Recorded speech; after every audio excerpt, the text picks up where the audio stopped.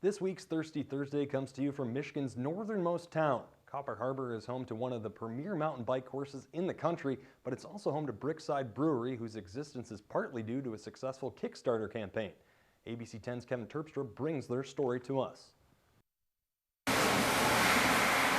In Copper Harbor, there's a road sign that reads Miami, 1,990 miles. If you aren't up for a road trip, however, you could just drive up the street to Brickside Brewery and put back a few pints. The brewery opened in 2012 and took its name from some local history. We found out that the original name of the business that was in here was Brickside. It was a grocery store, and it was actually kind of a joke because it wasn't actually brick, it was tar paper.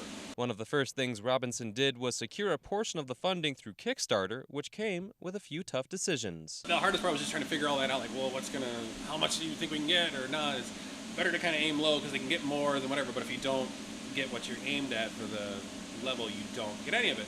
So, yeah, and making the video for that was the big part of it. Is like most of the successful projects have a video done that person explaining, so you can empathize with them. Like, I wanted to do this. This is something I've wanted to do. It's my passion. So, and then the campaign was successful. Oh, yeah, slammed down. It was just like, oh my God, people actually gave me that much money to do something. Oh crap! Now I actually have to do it. With several backers on board, Robinson then secured funding from the bank, and the rest is history. And with a successful 2 years behind it, Brickside offers a variety of beers available by bottle or on tap. I don't like when you go somewhere and the beers taste similar. I like to make sure everything's distinct. I did a smoked porter, which basically I just took my regular porter recipe and threw smoked malt in it just to see what it would do, because I've never worked with it before. Just a little bit. It turned out well, but I really try to make sure that the pale and the IPA aren't just like, well, this is a hoppier version of the pale. It's a completely different recipe. It's got different hops in it. Robinson sees more opportunity for growth in Michigan's craft beer industry, as craft beer only amounts to roughly 10% of all beer sales.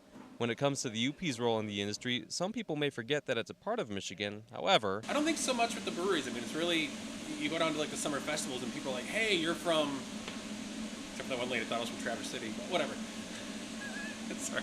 You really get the people from all over that are recognizing that there are breweries in the UP that aren't just like small little operations that should be ignored. They're small operations that are producing amazing beer. Some people might consider Copper Harbor the end of the world, but Robinson's happy where he's at.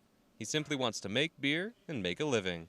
In Copper Harbor, Kevin Terpstra, ABC 10 and CW5 News.